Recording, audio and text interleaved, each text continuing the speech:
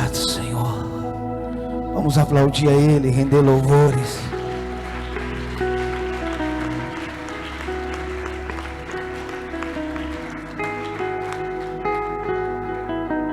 Glória a Deus. É bom desfrutar da presença dEle. É bom poder beber, né?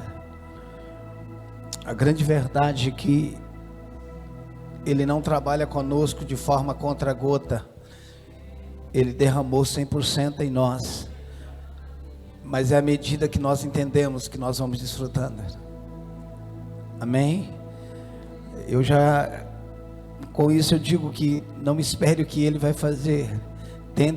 Procure entrar no que Ele já fez. Amém? Ele não foi nos dado de dose de forma homeopática. Não, Ele foi nos dado de forma integral.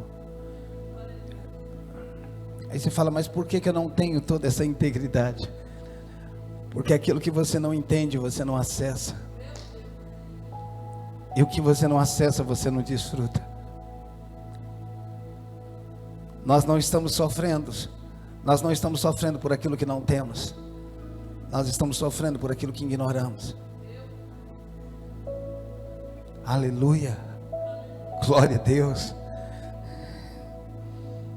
Quando nós não entendemos a diferença entre o que temos e o que acessamos, nós entramos no modo de espera. Quando nós não entendemos a diferença entre o que temos e o que vamos acessando, nós entramos em um módulo de espera. Aí nós passamos a viver um cristianismo passivo. Eu espero Deus fazer, quando na verdade eu deveria acessar o que Ele já fez. Amém? Eu não espero Ele fazer. Pastor, mas aí eu posso ir fazendo tudo? Não, você vai deixando Ele te guiando em tudo. Quando Deus tirou o povo do Egito, que é uma figura do mundo, do império das trevas, todo o Antigo Testamento, todo o Velho Pacto está ligado em sombras e tipos, não realidades. Amém? Todo o Velho Pacto não está ligado a realidades, mas sombras e tipos. Quando Deus tirou o povo do Egito, que é a figura de quando nós fomos tirados do império das trevas, quando o povo passou pelo Mar Vermelho, que é uma figura do nosso batismo, são tipos e sombras, ok? Quando o povo passou pelo Mar Vermelho, eles estavam sendo sepultados para o Egito. O interessante é que Deus fala de onde ele estava para onde eles estavam indo, mas não fala do processo. Deus nunca falou com eles, enquanto Moisés estava falando para eles que eles estariam indo, ou que Deus estava dando para eles a terra de Canaã, uma terra que mana leite e mel. Deus nunca falou para ele de deserto. Deus falou de onde estava tirando e para onde eles estavam indo, mas não falou do processo. Segundo os estudiosos, em 40 dias eles estariam na terra de Canaã. Demorou 40 anos. E não só demorou 40 anos, de toda aquela geração, apenas 2 entraram. Os tradicionais, os mais conservadores, falam em 1,5 milhão de pessoas. Os pentecostais falam de 2 a 3.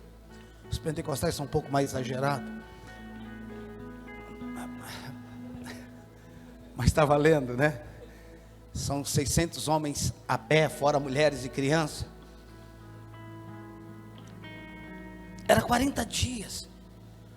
Então se você pegar aí, vamos ser pentecostal, 2 milhões de pessoas e separar, tentar fazer uma matemática, 2 pessoas você não fecha a conta. Somente 2 pessoas. E o interessante é que Deus tirou eles com a promessa de colocá-los em um lugar. A pergunta é: Deus mentiu?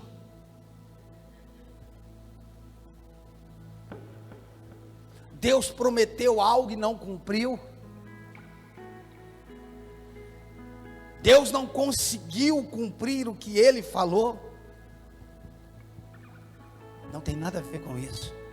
O que Deus falou foi cumprido. Eles não acessaram porque não entenderam.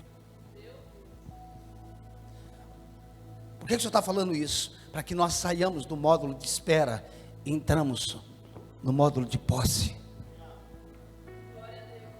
Eu estou esperando Deus fazer. Ele fala, eu estou esperando você chegar. Eu estou esperando você me dar. Deus diz, eu estou esperando você possuir.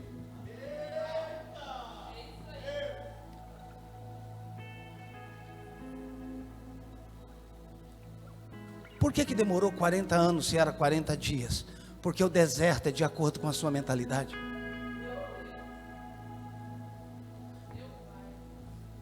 Tem gente que acha bonito falar que está no deserto. O tempo de deserto revela dureza de coração. Você sabia que Moisés viveu 120 anos, 3 períodos de 40? Moisés passou 40 anos no deserto, Jesus passou 40 dias e estava resolvido. Moisés passou 365 vezes mais tempo no deserto do que Jesus. Porque o que te faz ficar no deserto não é Deus, mas é a sua mentalidade. Pastor, eu estou há tanto tempo no deserto, tá? Porque não entendeu. Tem gente que pega João 14, eis que vou preparar lugar, e eles pensam que Jesus está lá preparando lugar até hoje. Só se a obra foi embargada.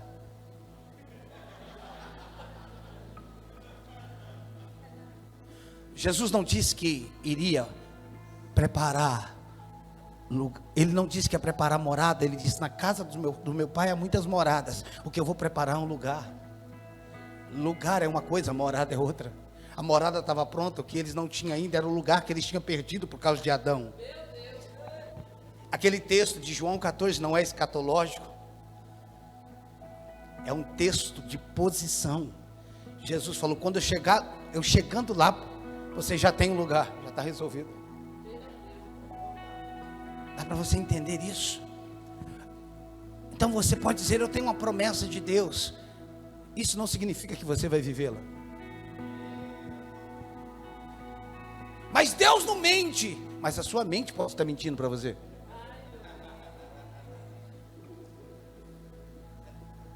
Mas Deus não mente, sim, mas a sua mente pode estar mentindo para você. Por quê? Porque às vezes nós entramos no modo de espera, quando Deus está falando, anda, sai daí, sai do vitimismo, sai do coitadismo, e sai de tudo que é ismo da tua vida.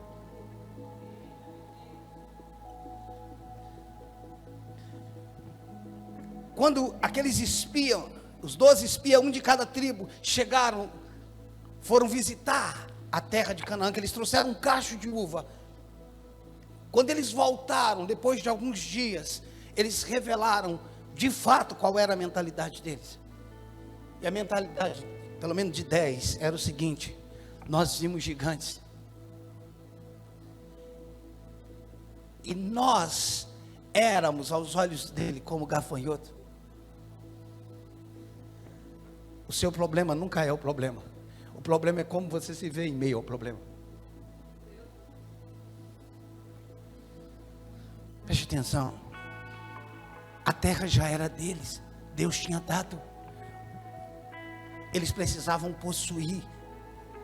Deus não falou, conquiste a terra. Ele disse, possua a terra. Eu dei para vocês.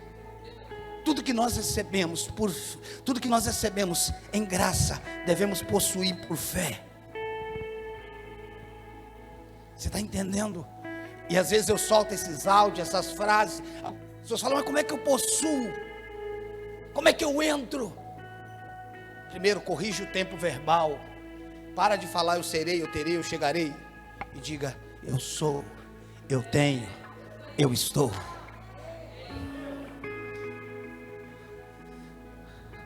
Dá para você entender? Eu não serei, eu sou. Eu não terei, eu tenho. Eu tenho fé em Jesus que eu serei curado. Não, a fé não é futurista, a fé é. A fé não é futurista, a fé é. E pelo fato da fé ser, ela é presente, ela não é futurista. A fé é a certeza das coisas que esperam. Pastor, mas está mandando eu esperar, mas está mandando você esperar o que já é. Pronto, pastor, agora complicou. Porque a fé é a certeza das coisas que eu espero. Se já é uma realidade, por que eu espero?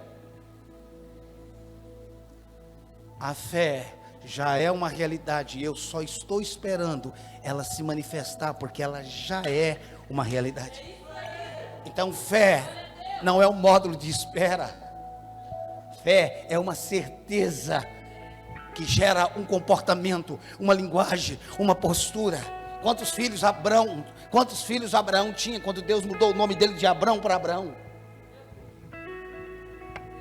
Deus está dizendo: eu primeiro mudo o seu entendimento para que você possa entrar no que eu prometi para você. E quando Sara chamava Abraão, ela chamava pai de multidões, e ele não tinha um filho. Ou Deus era louco, ou Abraão tinha pirado. Porque Romanos capítulo 4 diz que ele é um Deus que vivifica os mortos e chama as coisas que não são como se já fosse. Ele é um Deus que vivifica os mortos e chama as coisas que não são como se já fosse. E se Ele é um Deus que vivifica os mortos e chama as coisas que não são como se já fosse, eu vivo como se já fosse. Dá para você entender isso? Não se preocupe aonde o teu corpo está, cuide da sua mente, o seu corpo chega depois. Vocês entenderam isso? Não se preocupe, pastor, eu acho que eu estou um pouquinho gordo, emagreça a mente, o corpo vai emagrecer. Eu achei que eu engordava pela boca. Não, você engorda pela mente. Primeiro eu mudo aqui, e depois isso aqui corresponde. Por quê? Porque a minha alma deve ser uma expressão do meu espírito, e o meu corpo deve ser a manifestação da minha alma. Quando Davi chegou na batalha, eu ainda não entrei na mensagem. Quando Davi chegou na batalha, Golias, no exato momento, saiu mais um dia para afrontar Israel. E o interessante é que apenas Davi tratou Golias diferente de todo o povo de Israel. Todo mundo chamava Golias de gigante. Davi nunca disse que ele era um gigante. Disse que ele era incircunciso. Só que a incircuncisão era um ato íntimo. Como é que ele sabia? Porque numa guerra você não vê o óbvio, você vê o que ninguém está vendo. Você não tem como vencer se você está vendo na mesma dimensão que todo mundo vê. Preste atenção. Golias não era uma questão de uma guerra física. Golias era uma questão de uma guerra mental. Por quê? Porque se Golias fosse um cara bom de guerra mesmo, ele chegava, tomava conta de tudo e não ficava chamando para o desafio. Se eu quero conquistar esse lugar, eu vou ficar falando: tem alguém aí para brigar comigo? Não, eu entro e tomo conta de tudo, quebro tudo e faço. Mas Golias não era um inimigo físico, ele era um inimigo mental. E ele passou 40 dias afrontando Israel. É isso que o inimigo faz. Ele fica afrontando a sua mentalidade. Ele é um gigante desproporcional. Você olha para vocês e fala: uau, não tem condições. Preste atenção. Davi havia matado um urso e um leão. E nós sabemos do que o urso e o leão se alimentam. Ele se alimenta de carne. E quando Davi matou o urso e o leão, ninguém viu. Ele não notificou. Ele não contou para o pai dele. Sabe o que me faz entender? Quando você lida com a sua carne, você lida no seu lugar secreto e ninguém sabe. Então o urso e o leão que se alimentam de carne eu venço no quarto, mas Golias eu venço em público. E o interessante é que quando Davi vai até Golias, que ele vence Golias, ele muda de casa. Ele deixou de morar com Jessé e passou a morar no palácio. Tem muita gente querendo mudar de lugar sem mudar de mente. Primeiro você muda de mente, depois você entra em outro lugar. Não é o lugar que faz você ser, é quem você é que determina como o lugar vai ser.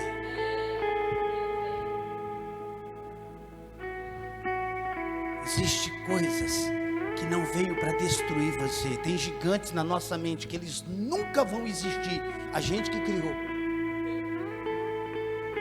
Você já deve ter participado do seu velório umas 10 vezes. E até hoje você não morreu. Dessa eu não passo. E está aqui até hoje. Deveria ter aprendido com a anterior, mas quando vem um problema mais grave, dessa eu não passo. Dessa eu não passo. E está passando. Porque, novamente a frase que eu disse ontem, quando o diabo não consegue nos escravizar no pecado, ele vai nos escravizar numa mentalidade. Se ele não consegue nos atrair mais, porque tem pessoas na igreja que não tem mais inclinação para aquela vida profana, ele não vai mais voltar para aquilo. Tem pessoas que não vai mais voltar para aquilo. Só que também não vai mudar de mentalidade. Então o diabo diz, e já que ele não vai voltar mais para aquilo, eu vou trabalhar para que ele tenha uma mentalidade medíocre, para que ele pense de si mesmo aquém do que o Deus ou o pai dele pensa de si mesmo. Você já parou para pensar o que Deus estava pensando no dia que ele estava criando você?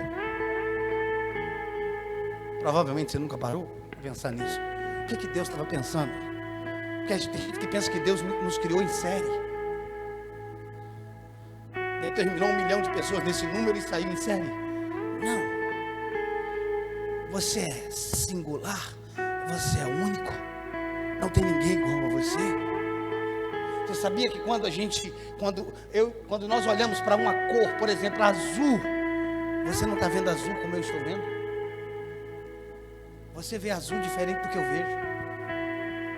Mas é azul. Mas nós não estamos vendo o mesmo azul. Porque as coisas não são como dizem, as coisas são como eu vejo.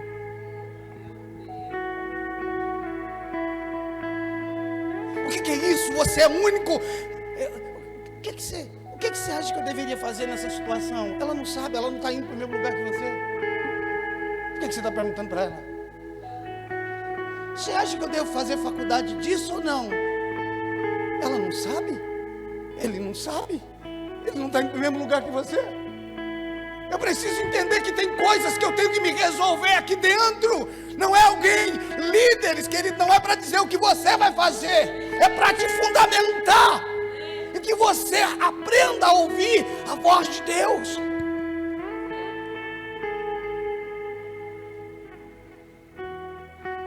Então o leão e o urso eu venço no meu lugar secreto. Mas os meus gigantes eu venço em público. As nossas carnalidades nós não podemos vencer em público, irmão. Tem que ser particular. Mas os nossos gigantes é o que nos promove.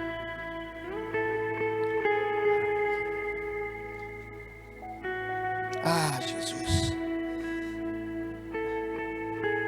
Eu creio, queridos, que nós estamos aqui com todos vocês nasceram de novo, amém? Receberam uma nova vida. Então, a vida que nós recebemos é a vida do próprio Deus. Nós não somos mais escravos do pecado. Nós experimentamos um novo nascimento. E através dele, do novo nascimento, o que aconteceu conosco? Nós saímos de um lugar. Da mesma forma que o povo saiu do Egito, Colossenses 1,13 diz que ele nos libertou do império das trevas.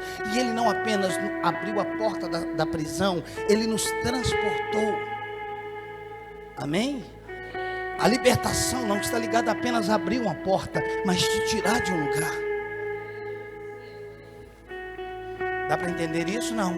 Libertação não é apenas a abertura de um lugar, é a mudança de lugar. Então, através do novo nascimento, nós saímos do Egito. Porém, ainda temos vivido com a mentalidade de escravo.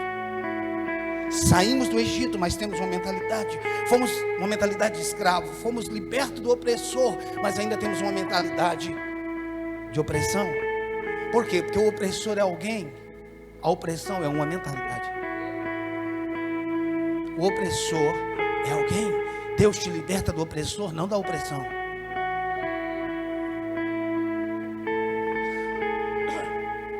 Então, fomos libertos do opressor, mas temos uma mentalidade de opressão. Deus, presta atenção, Deus nos deu uma posição em Cristo. Quando nós falamos de posição, eu comentei ontem de forma bem superficial que posição está ligada à dimensão espiritual, condição está ligada à mente, a minha condição mental, mas a minha posição está ligada com a minha posição, está ligada com o que Cristo fez. Então, quando a Bíblia diz que eu estou assentado, que eu fui abençoado, que eu fui salvo, está falando da minha posição, não da minha condição. Preste atenção, você nunca vai ser mais santo do que você já é no Espírito, mas existe um processo de santificação acontecendo na sua mente. Dá para você entender? Porque espiritualmente você é, e processualmente você está se tornando. Agora, o que eu estou me tornando? Aquilo que eu já sou. Para onde que eu estou indo? Para onde eu já estou? Nossa, pastor, isso é muito paradoxal. Pastor, para onde você está indo? Para o céu, mas eu já estou lá sentado com ele. Como é que eu recebi uma bênção? Sim, mas eu já sou abençoado. Você está sendo santificado? Sim, mas eu já sou santo. Parece louco isso, mas é processo e realidade. Realidade e processo. Porém, eu não posso viver, me definir a partir da minha alma, porque aí nós estaríamos nos definindo pela nossa personalidade. Todas as vezes que nós nos definimos, eu sou assim, a partir do que sentimos, vemos, ouvimos, tocamos, estamos nos definindo de fora para dentro. Quando nós nos definimos de forma posicional, nós nos definimos numa postura de fé. Eu sou, mesmo que eu não esteja sentindo. Eu tenho, mesmo quando eu não vejo. Isso é uma questão de posição. Por que eu creio? Porque é isso que a Bíblia diz e é isso que eu creio. Deus diz, eu creio, se manifesta. Deus diz, eu creio, e isso vai se manifestar. Deus diz, eu creio, e isso se manifesta. Então, nós nascemos de novo, recebemos uma nova vida, isso é a primeira coisa que precisa estar resolvido dentro de nós. O que a Bíblia diz que eu sou agora que eu nasci de novo. Pastor, eu não encontrei Jesus. Não, querido, quem estava perdido é você. Você não encontrou ele te encontrou. Pastor, eu aceitei Jesus. Não, ele te aceitou. Eu encontrei Jesus, encontrou não, meu filho, ele não estava perdido. Quem estava perdido era você. Ele te encontrou. E quando ele te encontrou, ele te abriu os braços e você correu. Agora você nasceu de novo, recebeu uma nova natureza. Será que isso é uma promessa? Não. Isso é um fato. Primeira coisa que eu preciso estar resolvida é o que a Bíblia diz ao meu respeito. Porque a minha mente precisa trabalhar a partir do que a Bíblia diz. Tem gente que diz, pastor, eu estou passando por um choque de realidade. Eu pergunto, o que é realidade para você? Realidade? Não, o que é realidade para você? O que eu estou vivendo? Não, isso não é realidade. Isso é abstrato. Realidade é aquilo que você não está conseguindo enxergar. Realidade é o que Cristo fez. Você sabe por que eu já falei sobre isso aqui. Você sabe por que a gente chora quando vê o filme do Mel Gibson? Que a gente vê a obra da cruz. E você sabe por que a gente chora e não se alegra? Porque a gente não vê a obra da crucificação. Porque a cruz é o que os discípulos viram. A crucificação foi o que Paulo viu. Eu fico tão triste pelo tanto que ele sofreu. Ei, se ele não tivesse sofrido, quem estava sofrendo era você. pastor, ele não podia ter morrido. Você continuaria morto. Ele se separou do pai, senão você continuaria separado. Pastor, meu Deus, ele não cometeu pecado, mas se tornou o maior pecador que já existiu. Por quê? Porque na cruz ele se tornou como nós. A cruz é um lugar de identificação. Ele se tornou tudo aquilo que nós éramos. Ele se tornou. Nós éramos malditos, nós éramos enfermos, nós estávamos separados do Pai, nós estávamos indo para o inferno. Por que que Jesus é o único ser da Bíblia que vai até o inferno? Não tem ninguém que foi lá. Tem minhas interrogativas dos irmãos que diz que foi arrebatado agora.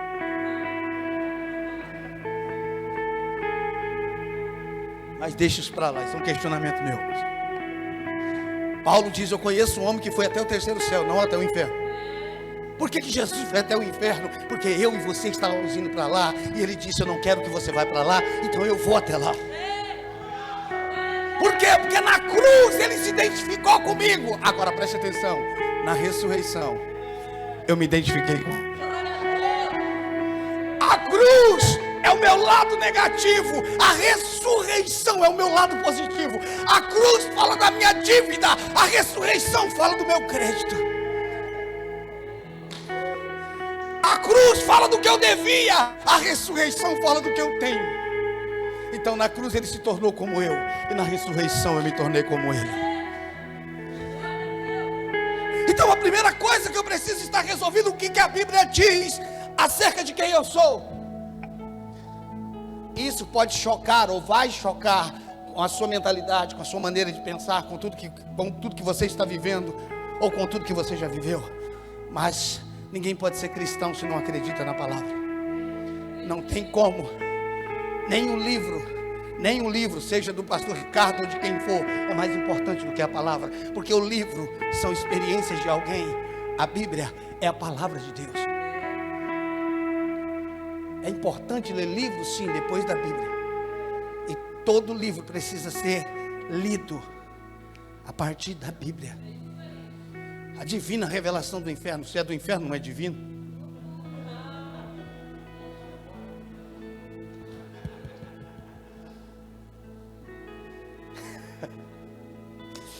Mas eu entendo isso. Livro não se vende por conteúdo, se vende por nome. Eu estou aprendendo isso agora. Você pode ter um bom livro, se o nome estiver errado. Isso é igual mensagem no YouTube. Coloca um nome polêmico nela que você vai ver o que o povo vai ver, né? Diz que é o efeito reverso que fala, né? Pois é. Então nós precisamos estar resolvidos. Quando eu falo resolvido, crentes que a palavra de Deus diz isso. Pronto, agora que a palavra de Deus diz, eu sei contra quem ou contra o que eu vou lutar.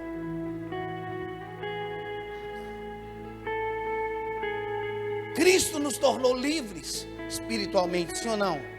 Mas podemos estar cativos na mente.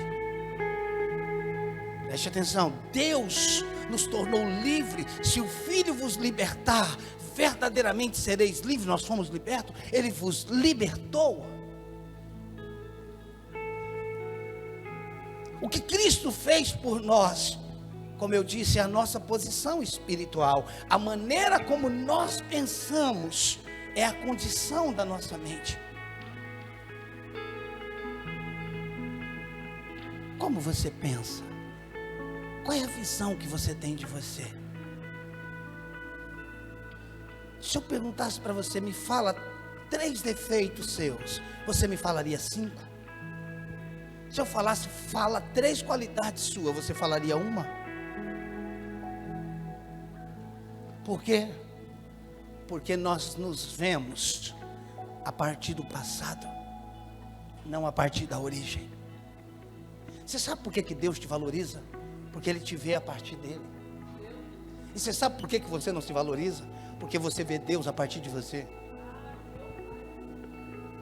Deus nos valoriza porque Ele nos vê a partir dele. E como Ele não tem falta de nada, Ele não depende do que você faz. Mas como a gente tem altos e baixos, tem dia que a gente acorda pensando que Deus está mal-humorado com a gente. Eu acho que Deus não está muito legal comigo. Isso é quando você está vendo Deus a partir de você. Ei, Deus não tem um dia mau, porque todos os dias foi Ele que criou. E como eu costumo falar, o seu problema não é o dia mau, porque o dia mau chega para todo mundo. O problema é quando o dia mau chega e você está mal. Mas se o dia mau chegar e você estiver bem, o dia mau não tem o que fazer com você. Desculpa, você chegou no dia errado. Por quê? Porque eu estou bem.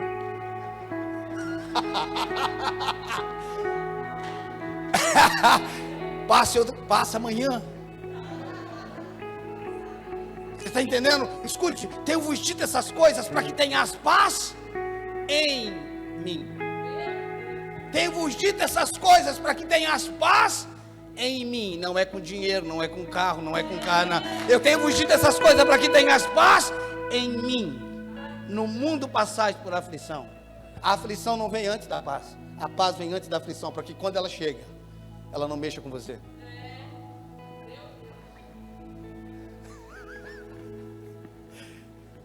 Escute, Deus nunca permitiu que o diabo tivesse a 1 metro à sua frente. Ele sempre nos colocou à frente dele. Você sabe que o diabo nunca pegou Jesus de surpresa. Quando Judas vem chegando, tomado pelo demônio, Jesus, antes dele vir, Jesus falou: vamos, ele está chegando. Quando o diabo disse: quem é ele? Jesus falou: sou eu. Quem é que você está procurando? Escute, o diabo não está à sua frente. O problema é que nós estamos andando com uma mentalidade errada. Eu quero que você abra a sua Bíblia no texto muito conhecido, mas vamos começar por aqui. Romanos capítulo 12. Romanos capítulo 12, aleluia, glória a Deus. Irmãos, quando a gente está falando sobre mentalidade, eu sei que isso pode incomodar a gente, porque vai confrontando a gente em algumas realidades. Eu não estou aqui simplesmente para confrontar você, para ir contra você, mas para chocar com uma realidade, para que você possa sair deste lugar. Eu estou falando de algo que eu estou batalhando e vivendo todos os dias. Pensar como Deus pensa. Pastor, impossível. Como é impossível se a Bíblia é os pensamentos de Deus? Como que é impossível? Romanos capítulo 12, versículo 2.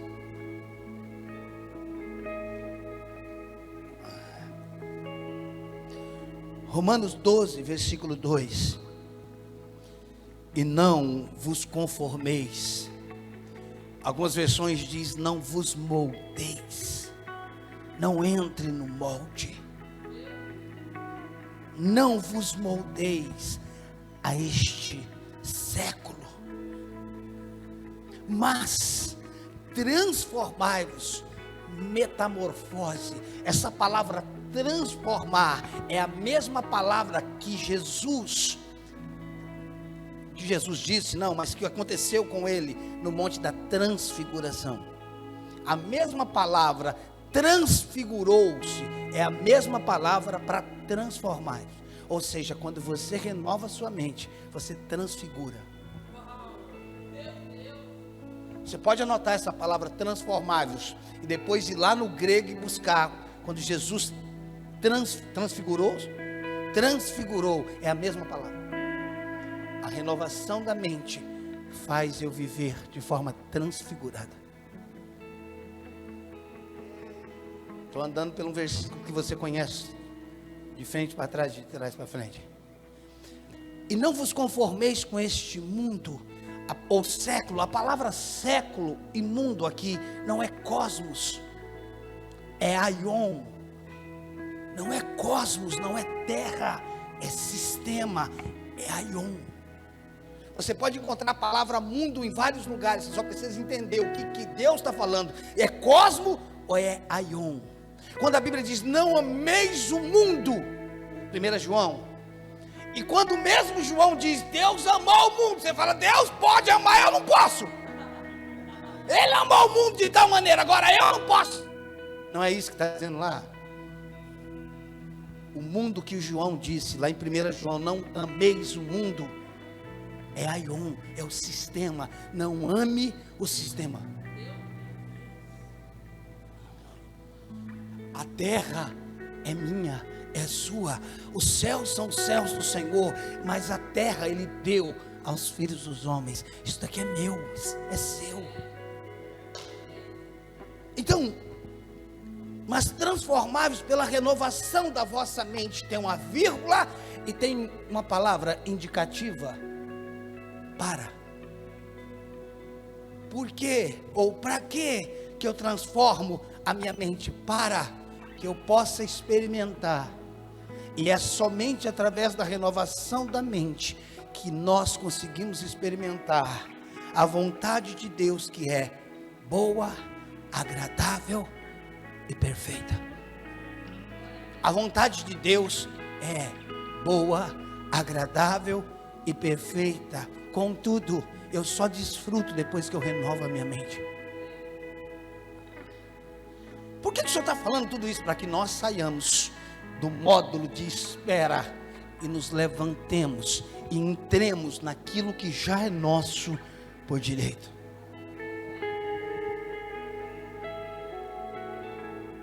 Tem gente que morreu esperando uma cura, porque não entrou na cura.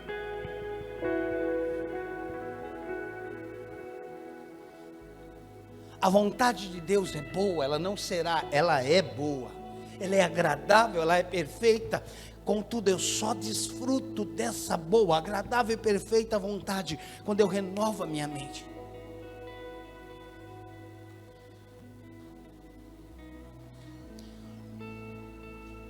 É uma mente renovada que nos dá acesso a tudo aquilo que é a vontade de Deus para as nossas vidas. É uma mente renovada que nos dá acesso a tudo aquilo que é da vontade de Deus para as nossas vidas. Por que o Senhor está falando isso? Para que nós possamos sair do módulo de espera e andar em direção àquilo que Ele diz ao nosso respeito. Em todas as esferas, na minha vida, na minha saúde, nas minhas finanças, no meu ministério, no meu casamento, com a minha família. É o que Ele diz. Eu não estou esperando Ele fazer. Eu estou andando em direção ao que Ele fez. Eu não estou esperando Ele me abençoar. Eu creio que eu fui abençoado e agora eu estou andando em direção à bênção. Eu não estou tentando ser santo pelo que eu estou fazendo. Eu estou caminhando uma jornada de santificação por aquilo que Ele fez.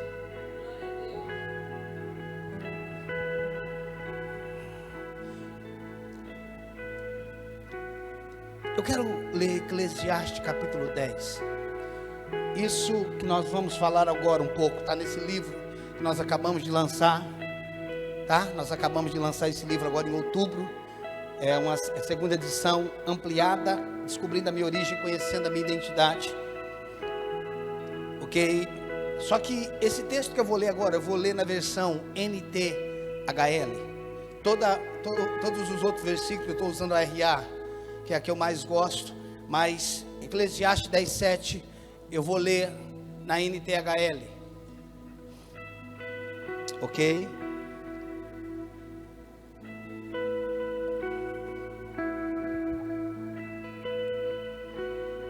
Vocês estão aqui? Amém? Aguenta mais um pouquinho? Amém? Glória a Deus. NTHL, vai conseguir colocar aí não? Consegue? Amém. Tranquilo. Só para... Glória a Deus. Interessante que quando a gente vai aprendendo essas coisas, é 10:7, tá? Esses dias minha filha foi tirar a carteira de motorista, foi fazer a prova prática. E ela falou: pai, eu não posso reprovar. Eu falei: então por que você está pensando nisso? Pare de pensar naquilo que você não quer que aconteça e comece a pensar no que você quer que aconteça. Dá para você entender isso, filha? Você não precisa pensar no que você não quer que aconteça. E aí eu sentei com ela e falei para ela como as suas emoções precisam estar na hora que você vai fazer a prova. E ela foi lá e passou na primeira. Porque, preste atenção, o que você não tinha condição de fazer, Jesus fez. Agora você precisa governar a sua mentalidade. Eu sei, irmãos, que a gente gosta de arrepio, mas tem gente que arrepia à noite, no outro dia está desarrepiado. Eu sei que a gente gosta de tomar eu também gosto. O problema é que no outro dia, muitos de nós só temos ressaca. Deus é um Deus de propósito e não de entretenimento. Se você caiu, quando levantar você não é mais o mesmo. Se você chapou, quando você voltar à tônica, você vai, opa! Toda revelação é para trazer um entendimento, não para gerar soberba. Vamos lá. Olha, irmão, para mim esse versículo escreveram há pouco tempo. Ele não estava na Bíblia. Para mim escreveram há pouco tempo, pelo menos para mim, que eu nunca tinha enxergado. E olha que eu já li a Bíblia dezenas de vezes inteira. Vi servos, presta atenção. Essa é a NTHL? Não é. Não é. Na NTHL não diz servos. Na NTHL diz escravos. Mas fica tranquilo, mano, tá de boa. Eu não avisei vocês. Eclesiastes 10:7, na versão NTHL diz: tenho visto escravos andando a cavalo. Eu quero que você pense comigo. Tenho visto escravos andando a cavalo e príncipes andando a pé, como se fosse escravo. Não, irmãos, daí você tem que fazer como eu fiz. Eu imprimi ele, coloquei no meu quadro de oração e eu olho para ele todo dia. Tenho visto escravos andando a cavalo e príncipes andando a pé, como se fosse escravo. Não, leia pelo menos umas 3 vezes, por favor. Coloque os olhos lá e preste atenção no que você está lendo. Salomão disse: eu tenho visto escravos andando a cavalo e príncipes andando a pé, como se fosse escravo. Uau, cara, isso mexe comigo. Agora, o que me chama a atenção nesse texto não é o escravo, nem tampouco o príncipe. O que me chama a atenção não é o escravo. O que me chama a atenção é a mentalidade de cada um deles. Preste atenção nisso. Eu tenho visto escravos andando a cavalo. Agora, o que é um escravo biblicamente? É alguém que vive no pecado. O que é um príncipe? É alguém que nasceu de novo. Você é filho de Deus. Quem é escravo? É aqueles que estão educando os nossos filhos com ideologias. Sabe por quê? Porque a mentalidade deles é melhor do que a dos príncipes. Começando a pregar agora. Ei, preste atenção. Eu tenho visto escravos andando a cavalo. Cara, isso é muito violento. Eu tenho visto escravos andando a cavalo e príncipes andando a pé, como se fosse escravo. Por que príncipe andando a pé como se fosse escravo? Porque quem tem que andar a pé é os escravos, não os príncipes. Tenho visto escravos andando a cavalo e príncipes andando a pé como se fosse escravo. Porque quem deveria andar a pé é o escravo. O escravo não tinha cavalo? Ele andava a pé? Deixa eu te falar, se você está andando, tem algum escravo montado no teu cavalo? Se você não assumiu a sua posição, alguém está lá? Só para te adiantar o final, você precisa derrubar o escravo desse cavalo e subir nele? Ô Satanás, você vai sair daí porque esse lugar é meu. Não adianta você reclamar de uma posição que nós estamos vendo, sem nós não fazermos nada para substituir aquele lugar. Não adianta nós falarmos que a política é do diabo e agora o diabo está fazendo. Não adianta nós reclamarmos dos professores, no nosso caso lá da USP, se nós não assumimos a nossa posição de educador. A Bíblia diz: não deis lugar ao diabo. Não deis lugar ao diabo. O diabo não tem lugar, a não ser o lugar que nós damos para ele. Ele é um cachorro que e não tem nem a chave da casa dele, porque Jesus tomou a chave da mão do inferno.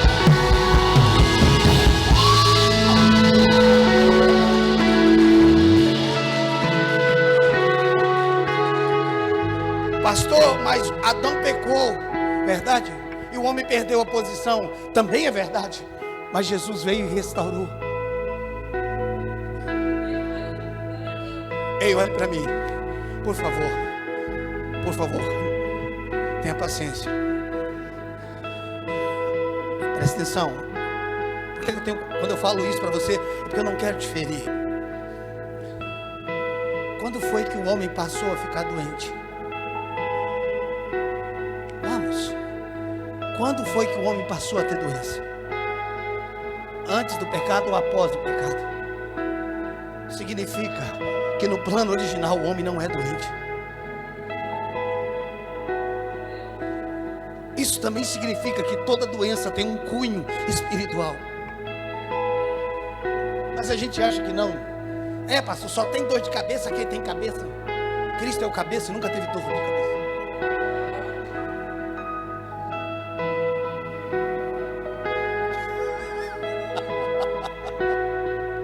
Preste atenção, porque a gente passou a aceitar como normal aquilo que é reflexo da queda do homem, mas que em Cristo foi restaurado.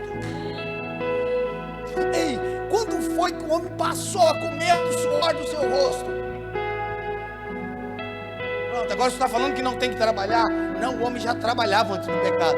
O que ele não vivia era do trabalho.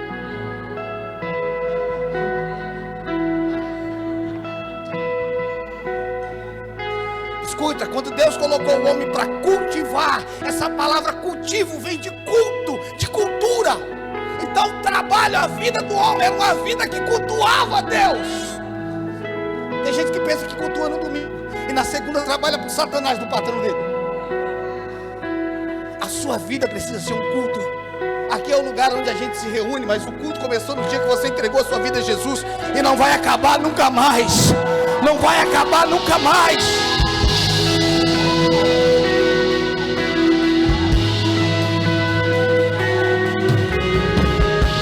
Preste atenção. O homem passou a comer do suor do seu rosto, ou seja, ele passou a viver a partir do que ele fazia depois do pecado.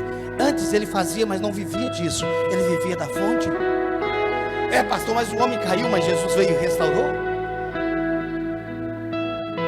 Então, se Jesus restaurou a minha posição, eu não vivo do que eu faço? A minha fonte é Ele? E o que eu faço? É só um meio que Ele usa para me sustentar. Deixa eu te perguntar, a fonte muda? Mas o meio pode mudar? Fica tranquilo. Se o corpo não veio hoje, Ele vai te mandar para uma viúva. Os meios mudam, a fonte não. Meu Deus, o que é que vai ser de mim se sair daquela empresa? O que é que vai ser daquela empresa se eu sair de lá?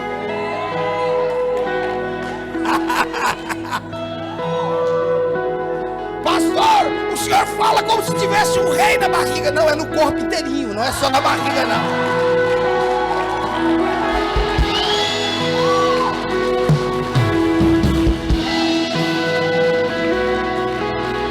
Ei, já teve um monte de pregador que disse que você era um miserável, um verme, deixa eu falar um pouquinho quem você é de verdade. Você já engoliu muita coisa dizendo que não era nada, uma folha seca, era um verme, um rato, uma barata. Pastor, mas está na Bíblia que Jacó disse que nós somos o vermezinho de Jacó. Jacó não teve o novo nascimento. Eu tive o novo nascimento em Cristo Jesus. Eu não posso me ver como homem antes da nova aliança, irmãos.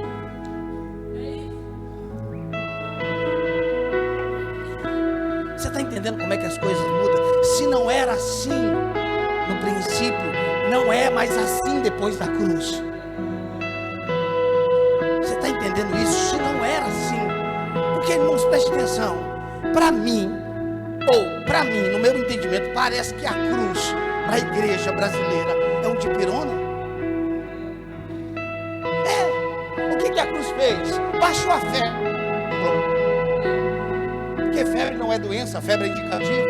A febre está indicando que tem uma inflamação. Então a cruz não foi poderosa para destruir as obras do diabo. Então a gente continua com a mesma mentalidade, porque ela baixou a febre, mas não mudou a nossa história. Sendo assim, o que o diabo fez no Éden é mais poderoso do que o que Jesus fez no Calvário. Só que a Bíblia diz que aonde abundou o pecado,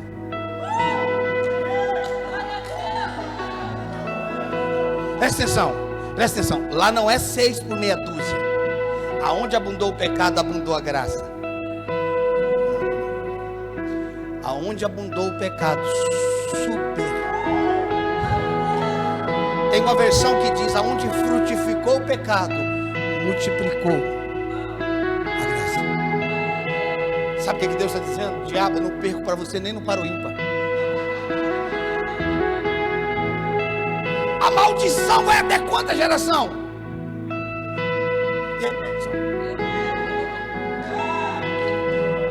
Mas sabe o que a gente pensa? Nas quatro gerações amaldiçoadas, mas não consegue acordar que tem 1000 bênçãos para ser, 1000 gerações para ser abençoada através de você. Por que a nossa mente é seletiva para desgraça, irmãos? A mulher vestiu um vestido lindo, foi para o casamento, encontrou 100 pessoas, 99 falou: como você está bonita, que linda. Uma só falou: eu não achei que ficou legal.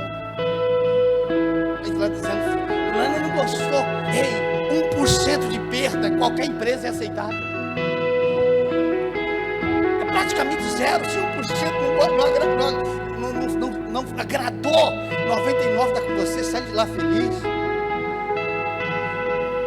Eu achei que não ficou legal. Pois é, filha, isso eu comprei para mim, não foi para você.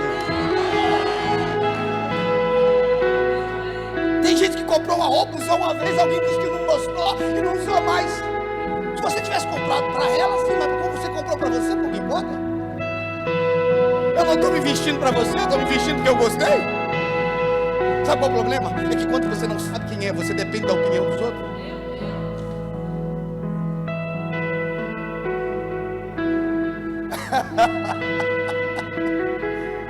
Ei, pare de viver com os óculos dos outros e passe a viver com os seus próprios óculos. Então vamos lá, voltando aqui para esse texto maravilhoso. Ah, Jesus, tenho visto escravos andando a cavalo e príncipes andando a pé como se fosse escravo. Eu disse que o que me chama a atenção nesse texto não é o escravo e nem tampouco o príncipe, mas a mentalidade de cada um deles. O fato, preste atenção, o fato do escravo estar andando a cavalo não significa que ele deixou de ser escravo, sim ou não? O fato do escravo estar andando a cavalo não significa que ele deixou de ser escravo. E o fato do príncipe estar andando a pé não significa que ele deixou de ser príncipe. O que o senhor quer dizer com isso? Quer dizer que você pode ser um príncipe, passar a vida inteira andando a pé. Tá, pastor, quando você está falando de cavalo, o senhor está falando do quê? Da nossa posição. Eu não estou falando da nossa posição em Cristo, que em Cristo nós já somos. Eu estou falando da nossa esfera mental, da nossa posição. Tem escravos andando, que estão à frente de posições que deveriam ser nossas. Ei. Você acha que a riqueza do mundo deveria estar na mão de quem? A sua mente religiosa sabe dizer: o dinheiro é do diabo. Esses dias na minha sala de aula, esses meses atrás na minha sala de aula, eu comecei minha aula dizendo assim: dinheiro é bom ou é mal? Aí uma parte disse: ele é bom, outra é mal, e ficou esse fuzuê na sala de aula. E aí eu respondi: o dinheiro não é bom e nem é mal, ele é neutro. O que define o dinheiro é a mão de quem que ele está. A mesma nota de 100 reais que foi usada para comprar droga é a mesma que você usa para comprar comida. Então não é o dinheiro que diz quem ele é você que diz para onde ele vai. Dá para você entender isso? Dinheiro não é bom e não é ruim. Depende da mão que ele está. Na mão correta, a gente abençoa o casal que está na África, não é isso? África? Angola. Porque na mão correta ele faz milagre. Na mão errada, destruição. Bíblia diz que o ímpio ajunta ao ímpio, Deus dá trabalho para que ele ajunte e dê para quem? Para o justo. E quem é justo aqui? E por que as coisas não estão chegando até você? Deus diz que aos céus Ele dá enquanto dorme. Você não está tendo tempo nem de dormir de tanto que você trabalha.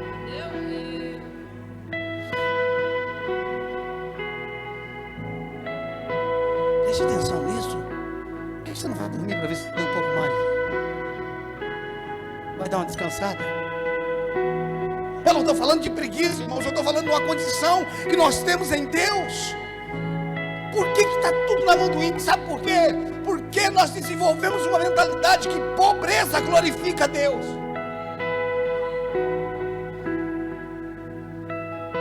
Pronto, pastor, lá vem o senhor com a teologia da prosperidade. Não, vou pregar a teologia da desgraça para você. Eu não estou falando da teologia da barganha. Eu estou falando de uma natureza. Porque na vida eu não atraio o que eu quero, eu atraio o que eu sou. Agora, enquanto eu tenho essa mentalidade, alguém está andando na minha posição.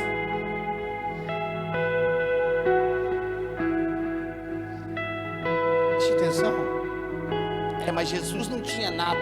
Pois é, faz uma festa com peixe para 5.000 pessoas. Faz essa também. Não tinha nada.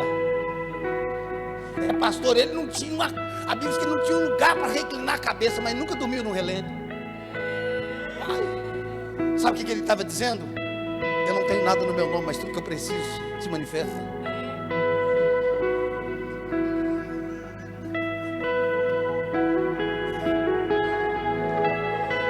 Sério, não tinha nada. Mas quando ele nasceu, quem foi? Aí ele foi os reis magos. E os reis magos não deram nada para ele. Incenso e mirra.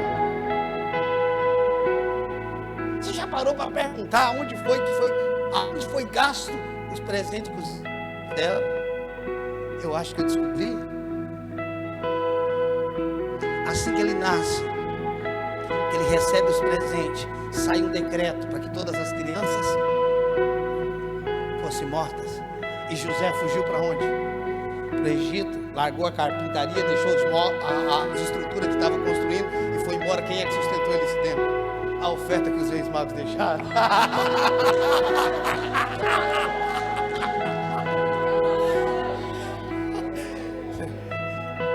É o que ela acabou de dizer. Quando Deus aponta, Ele paga a conta. O que Deus manda você fazer, Ele paga.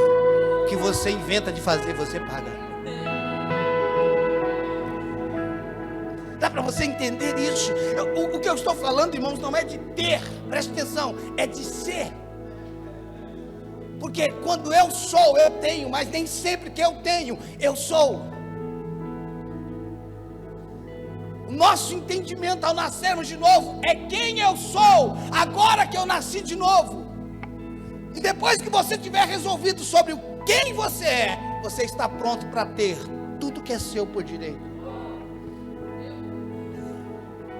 Escute.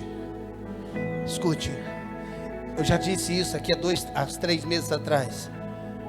Esse não é um tempo de crise. Esse é um tempo de transferência de riqueza. Preste atenção. Se liga. Ideias estão surgindo. Empresas estão nascendo. Preste atenção. Você nunca viu como você vai ver homens e mulheres de negócios sendo levantados no reino. Deus está entregando, não vai entregar, Ele está entregando muitas riquezas para a igreja. Apenas não se embriague com ela. Escute, Deus nunca dá nada para o eu, Ele só dá para o nós. Tudo que chega a você não é seu, é nosso. Pai é nosso, o pão é nosso. Quando eu lanço um livro como esse, que entra recurso, a primeira coisa que eu quero fazer é mandar para missões. Porque a ideia não é ganhar dinheiro com livro, a ideia é difundir uma mensagem. Escute, os próximos anos vai vir muita riqueza para a igreja. Eu, de verdade, irmãos, de verdade. Mas não é só para você. Quem planta a vinha é o primeiro a desfrutar dela. Mas, irmão, olhe para mim, de verdade. Olhe para mim. Essa mentalidade, você está brigando ainda com o dízimo. Ô, irmão, se você se embaraça andando a pé, como é que você vai correr com um cavalo? Você está embaraçado com 10%. Desculpa, irmãos. Eu passei fome na vida, eu pedi comida na rua, e de vez em quando o meu subconsciente diz: guarda, para que você não passe necessidade. Eu não estou falando que guardar é errado. O errado é quando você confia no que você guardou. Guardar não é errado, isso é administração. Preste atenção. O meu subconsciente diz: guarda. E quando eu percebo que é ele, eu falo: agora eu vou fazer uma oferta. Porque eu preciso romper com essa limitação. Você sabe por que quando o pastor começa a ficar 10, 15 minutos falando de dinheiro, te incomoda? Porque é aí que você está preso.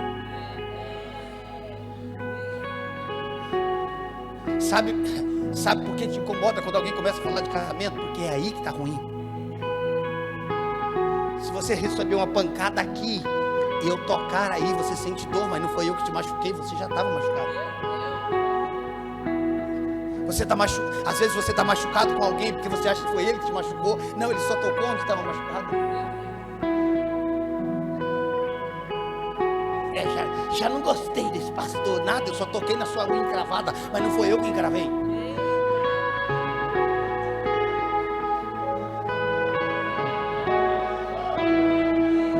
Pastor, agora eu entendi. Procure agora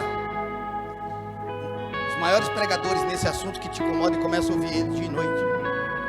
Pegue livros e fala: agora eu vou ler sobre isso. Minha alma não vai gostar, problema seu, você vai ler. Porque se é aqui que eu estou ferido, é aqui que eu quero estudar. Você sabe o que eu comecei a estudar nos últimos meses? Física quântica, finanças. Eu nunca estudei isso. Você está estudando finanças? Estou. Minha mente precisa ampliar. Vai se perder como? Se é Deus que está me dando? Escute, eu estou sentando com pessoas que me encontraram pela internet, homens e mulheres de negócio que querem me ouvir, e eu nunca imaginei estar lá.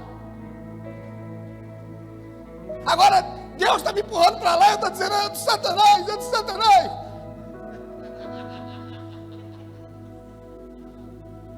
Presta atenção. Aquilo que você reconhece, você atrai. Aquilo que você reconhece, você atrai. Reconheça a presença dele, que você vai ver ela se manifestando.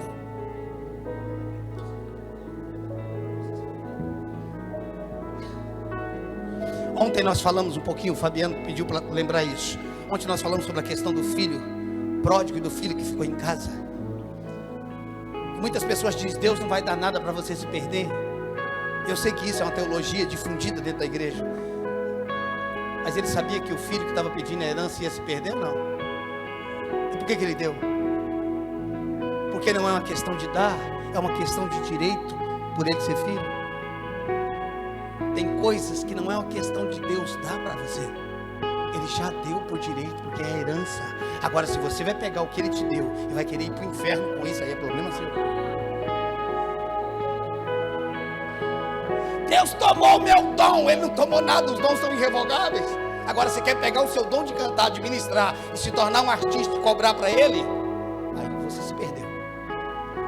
Então Deus não vai dar nada para mim se perder. Não, ele não vai dar, ele já deu, agora você se perde se quiser. Por quê? Porque em Cristo nós não vivemos um pacto, uma aliança de promessa. Em Cristo nós vivemos um pacto de fatos, de realidade. Antes da cruz, nós esperávamos as promessas se cumprir. Segura para mim, meu irmão. Presta atenção, eu coloquei minha garrafa d'água. Agora eu peço para ele minha garrafa. Eu fiz um pedido. Agora ele me deu. Tem lógica eu continuar falando para ele me dar minha garrafa? Me dá minha garrafa. Mas ele já me deu. Agora que ele me deu, o que eu deveria estar fazendo? O que eu deveria responder para ele? Obrigado. Obrigado. Você quer possuir? A gratidão antecede.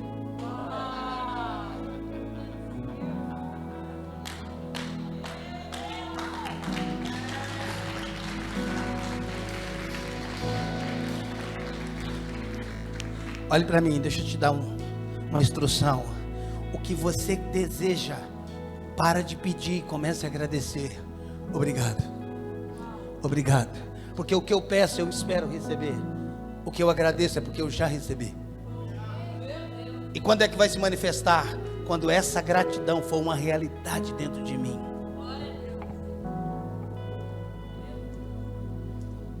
A gratidão, diga comigo, a gratidão antecede a posse. Quer casar? Agradece pelo esposo, pela esposa. Obrigado. Irmãos, Deus não é gente. Quando eu olho para a oração do Pai Nosso, eu fico maluco com aquilo. Presta atenção. Pai Nosso que estás nos céus. Eu já vou encerrar. Pai Nosso que estás nos céus, santificado seja o teu nome. Venha o teu reino e seja feita a tua vontade, assim na terra como no céu. O pão nosso de cada dia nos dai hoje. Perdoa as nossas dívidas. Peraí. Me ensinaram que a minha oração tinha que começar com pedir de perdão para depois eu pedir alguma coisa. A oração do Pai Nosso diz que eu posso pedir pão e depois pedir perdão.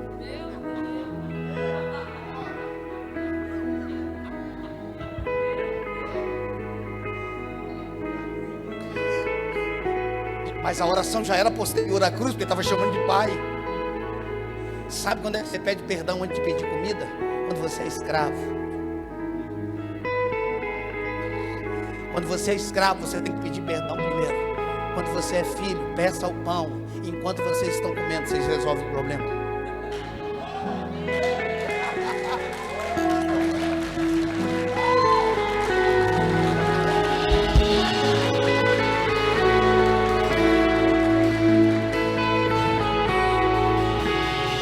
Quando nos tornamos filhos, podemos sentar à mesa e comer enquanto resolvemos o problema com o nosso pecado. Filho, vamos comendo enquanto eu vou tratando de você. Muda tudo, não muda? É ele que ensinou essa oração, não foi eu que inventei. Ore assim: pão nosso de cada dia dá-nos hoje. Perdoa. Por que eu peço comida antes de pedir perdão? Porque enquanto a gente está tendo comunhão, se relacionando, eu vou tratando nas suas mazelas. Deus não espera que você seja perfeito em si. Deus espera que você viva a perfeição nele. Deus não espera que você dê nada para ele. Ele só espera que você devolva para ele o que ele te deu. Isaac não foi uma entrega de Abraão para Deus. Foi a entrega de Deus para Abraão. E Deus pediu de volta. Sabe o que Deus está dizendo? Ismael eu não quero, porque Ismael é ideia sua. Eu quero o que eu te dei. Os seus Ismaéis podem ficar com você, tá? Eu vou abençoar, você está pedindo quem quer que eu abençoe, eu vou abençoar, mas eu não quero ele. Deus não quer nada do que você tem, Deus só quer o que ele te deu. Pastor, Deus quer a minha vida, quem foi que deu ela?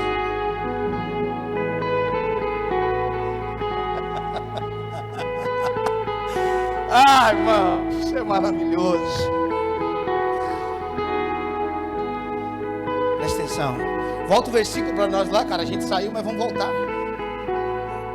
Do escravo lá. Estamos encerrando, irmãos. Uma identidade, presta atenção, uma identidade enfraquecida compromete o propósito. Uma identidade enfraquecida compromete o propósito. A maneira como pensamos, presta atenção, a maneira como pensamos não anula a nossa identidade, mas nos impede de assumir o nosso lugar. A maneira como pensamos não anula quem somos, mas impede de assumir o nosso lugar. Ontem eu comecei falando de uma frase: nós não estamos limitados por aquilo que somos, estamos limitados por aquilo que pensamos que não somos. Nós não estamos limitados por aquilo que somos, nós estamos limitados por aquilo que pensamos que não somos. Você pode perguntar: o que o senhor está falando parece que tudo depende da nossa mente. Se você nasceu de novo, sim. Porque o que te dá direito a ser é o novo nascimento, a obra redentora do Calvário. Não tem outro meio, não tem outro caminho. É Ele, Jesus, Senhor e Salvador. Eu não sou o que eu sou me autoafirmando, eu sou o que eu sou porque Ele diz que eu sou. Eu não tenho o que eu tenho porque eu estou me autoafirmando, eu tenho o que eu tenho porque Ele diz que eu tenho. Você está entendendo? Isso não é uma mensagem de autoafirmação, não. Isso não é uma mensagem que está te autoafirmando, é o alto que te afirma. Antes de Jesus proclamar que era filho, o céu disse: este é o meu filho. E aí ele saiu dizendo para todo mundo: eu tenho um pai. Quando os céus te afirmam, você precisa fazer dessa autoafirmação a sua afirmação. O grande problema não está no que Cristo fez, está na maneira como nós pensamos e esperamos Ele fazer. Você tem ideias, ou tem pessoas aqui, melhor dizendo, do nosso meio, que tem ideias e projetos que parecem uma loucura. Nunca vi ninguém pensando nisso, porque você é único. Mas se não tem ninguém fazendo, é por isso que dá medo, porque você não tem referência. É fácil andar no caminho que todo mundo passou, difícil é abrir mata quando ninguém passou.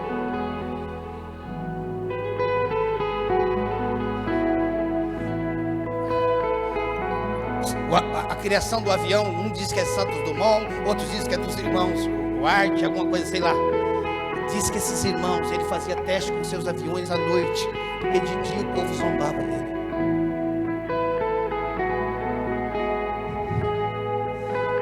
Hoje a gente viaja, o que eu gastaria horas de carro, eu gasto 50 e poucos minutos em São Paulo aqui. Graças a Deus esses caras não desistiram de testar os aviões da noite. Olhe para mim. Se você crê, é possível. Se você crê, é possível. Pastor, mas fulano não crê, meu, não importa. Não tem a ver com ele, tem a ver. Sim.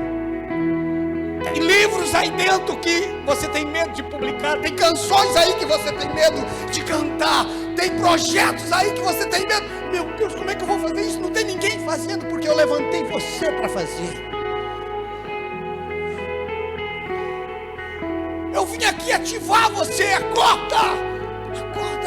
Deus quer te colocar em lugares que você nunca imaginou. Mas ande em direção a isso. Não tenha medo. Não tenha medo. Escute, olhe para mim, deixa eu falar uma coisa para vocês que vocês não sabem. Eu estou com 46 anos. Eu estou fazendo a mudança mais radical da minha vida.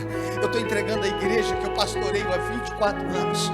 Eu estou entregando a única igreja que eu pastoreei em toda a minha vida. Estou passando por um casal de pastores que anda comigo há 20 anos. Eu estou mudando para Campinas agora em janeiro. E vou andar com o pastor Juscelio. Eu estou abrindo mão de tudo. Tem gente que fala para mim: você é louco. Eu falo: louco é Deus que acredita em mim.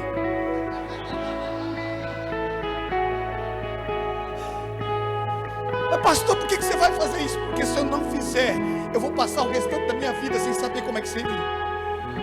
Eu preciso fazer. Eu preciso fazer. Pastor, agora que estava na hora de amarrar o seu burro na sombra, eu não quero sombra. Com 46 anos de uma igreja, eu já conheço meu povo, sei dos problemas, das mazelas que nós temos, mas eu preciso mudar. Eu preciso soltar. Ei, solta o que tiver que soltar, cara. Solta o que tiver que soltar.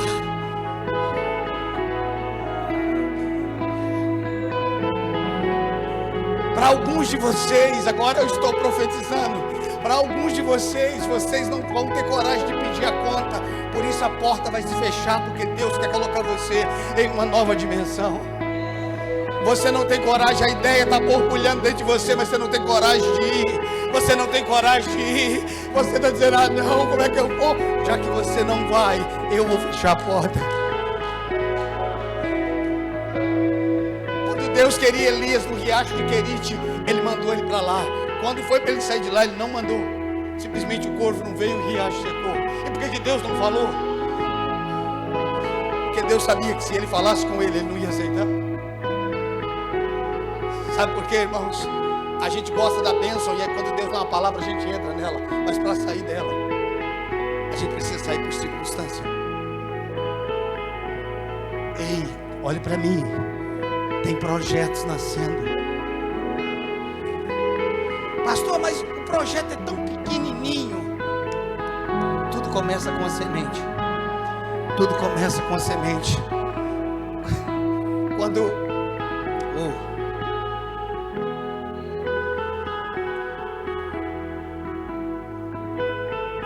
Rebeca estava grávida de Isaac, de Jacó e Esaú, que Deus falou, você tem 2 nações. Para os pais eram 2 filhos. Para o pai eram 2 filhos, para Deus eram 2 nações.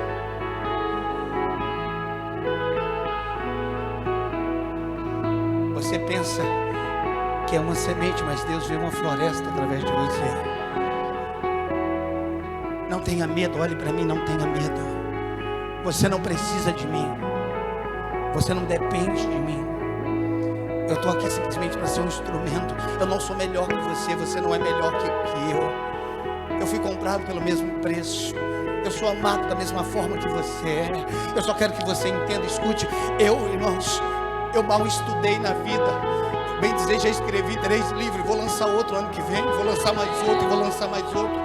Sabe por quê? Porque se Jesus não voltar na minha geração, porque eu creio que Ele volta nessa, se Ele não voltar, daqui 100 anos alguém vai pegar um livro e falar, esse cara era maluco, velho, esse cara era louco.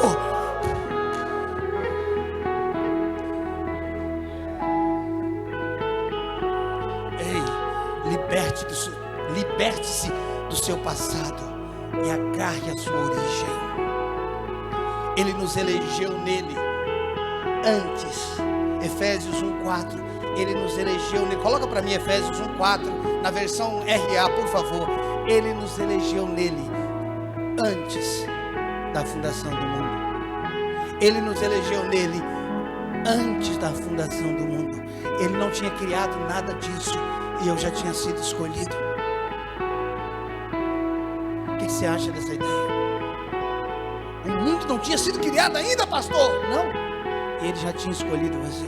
Assim como nos escolheu nele antes da fundação do mundo, para sermos santos. Quando foi que eu fui escolhido para ser santo? Antes do pecado.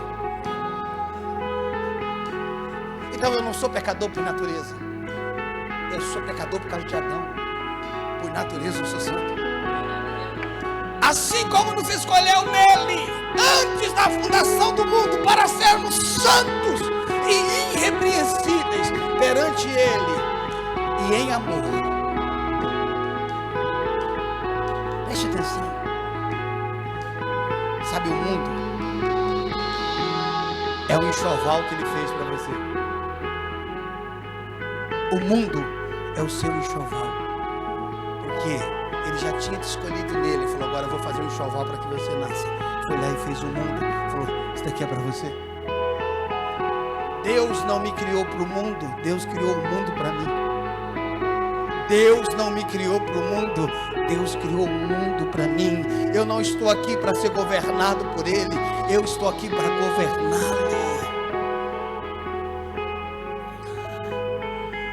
Por favor, pessoal do louvor. Irmãos, hoje nós estamos tendo um tempo que amanhã nós não vamos conseguir ter o mesmo tempo. Por isso que a gente prolongou, porque começamos mais cedo. E eu creio que nessa noite essa mensagem vai estar subindo para o canal. Pare para assistir, não porque foi eu que ministrei, mas porque ela tem verdades que quer sacudir a sua vida.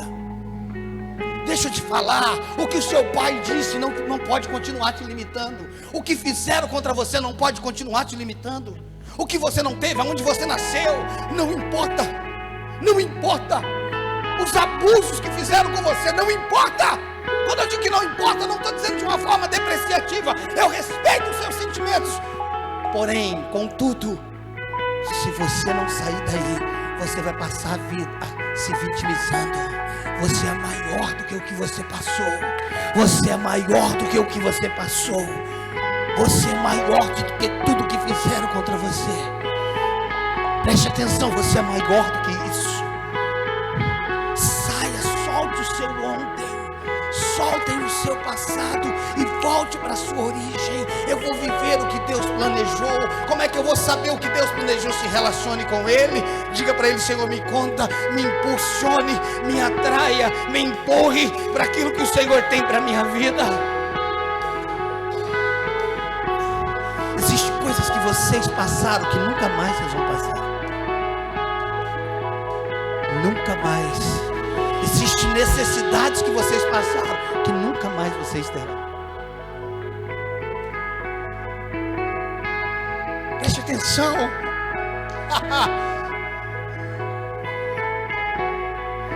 Tem lugares que você passou que você não volta lá nunca mais.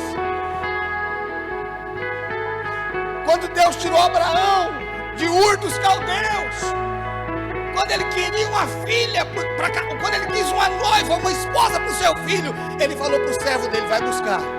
E se ela não quiser vir, você está livre, mas não leva o meu filho para lá. Porque de onde eu saí, os meus filhos não voltam. Por isso que os nossos filhos são como flechas polidas. Você não manda uma flecha para o seu passado, você manda uma flecha para o seu futuro.